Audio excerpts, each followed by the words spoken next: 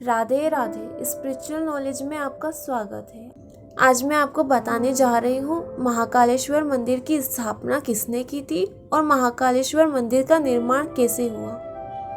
पुराणों के अनुसार महाकालेश्वर मंदिर की स्थापना ब्रह्मा जी ने की थी।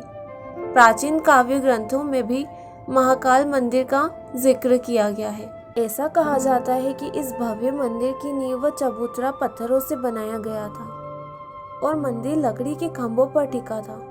ऐसी मान्यता है कि गुप्त काल से पहले मंदिर पर कोई शिखर नहीं था। मंदिर की छतें लगभग सपाट थी। हालांकि महाकालेश्वर मंदिर से जुड़ी वेबसाइट में इस बारे में कोई जानकारी नहीं दी गई है कि यह मंदिर पहली बार कब अस्तित्व में आया। इसके बारे में निश्चित तौर पर कुछ भी नहीं कहा जा सकता। उज्जैन का प्राचीन नाम उज्जैनी है और यहीं मौजूद है महाकाल वन।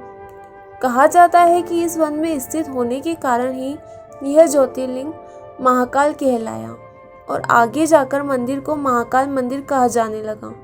स्कंद पुराण के अवंती खंड में भगवान महाकाल का भव्य प्रभा मंडल प्रस्तुत किया गया है। इसके अलावा पुराणों में भी महाकाल मंदिर का उल्लेख है। दरअसल कालिदास ने मेघदूत के पहले भाग में महाकाल मंदिर का विवरण दिया था।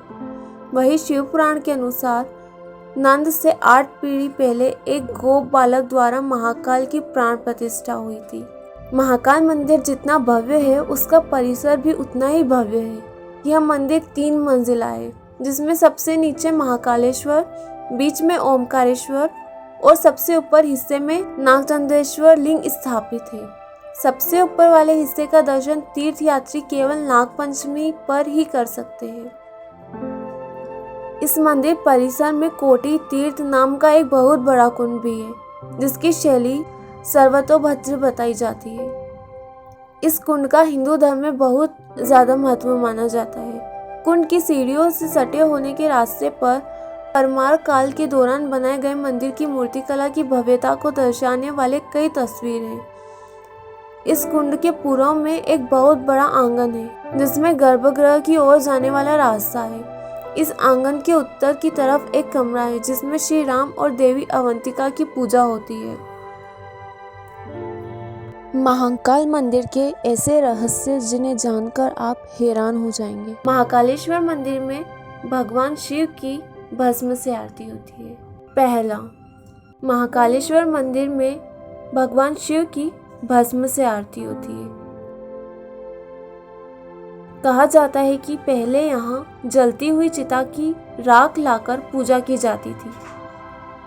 इसलिए माना जाता है कि भगवान का संबंध मृत्यु से है, पर यह भी पूरा सच नहीं है। दरअसल काल का मतलब मृत्यु और समय दोनों होता है और ऐसा माना जाता है कि प्राचीन काल में पूरी दुनिया का मानक समय यही से निर्धारित होता है, इसलिए इसे महाकालेश्वर नाम दिया गया है। दूसरा कारण भी काल से जुड़ा हुआ है। दरअसल महाकाल का शिवलिंग तब प्रकट हुआ जब एक राक्षस को मारना था। भगवान शिव उस राक्षस का काल बनकर आए थे और साथ ही साथ अवंती नगरी यानी उज्जैन के वासियों के आग्रह पर महाकाल यहाँ स्थापित हो गए थे। ये समय यानी काल के अंत तक यही रहेंगे, इसलिए भी इन्हें महाकाल कहा जाने लगा। दूसरा रहस्य, यहाँ पर कोई भी राजा या मंत्री रात नहीं गुजारता। ऐसा माना जाता है कि विक्रमादित्य के समय से ही इस मंदिर के पास और शहर में कोई राजा या मंत्री रात नहीं गुजारता है। इससे जुड़े कई उदाहरण भी प्रसिद्ध हैं, जिनके बारे में आपको जानकर आश्चर्य होगा। दरअसल लंबे समय तक कांग्रेस और फिर बीजेपी सांसद ज्योतिरादित्य सिंधिया, जो ग्वालियर के राजा भी हैं, वो भी आज तक यहाँ रात को नहीं रुके हैं। इतना ही नहीं, देश के चौथे प्रधानमंत्री मोरारजी देसाई भी जब इस मंदिर के दर्शन करने के बाद रात में यहाँ रुके थे तो उनकी सरकार अगले ही दिन गिर गई थी। ऐसे ही कर्नाटक के मुख्यमंत्री येदियुरप्पा भी जब इस मंदिर में रुके थे तो उन्हें कुछ ही दिनों के अंदर इस्तीफा देना पड़ा था। इस रहस्य को कुछ लोग संयोग मानते हैं, तो कुछ लोगों के मुताबिक एक लोक कथा के अनुसार भगवान महाकाल ही शहर के राजा है और उनके अलावा यहाँ कोई राजा नहीं रुक सकता। धन्यवाद। ऐसी ही और इन्फॉर्मेशन के लिए स्पिरिचुअल नॉलेज को सब्सक्राइब कीजिए।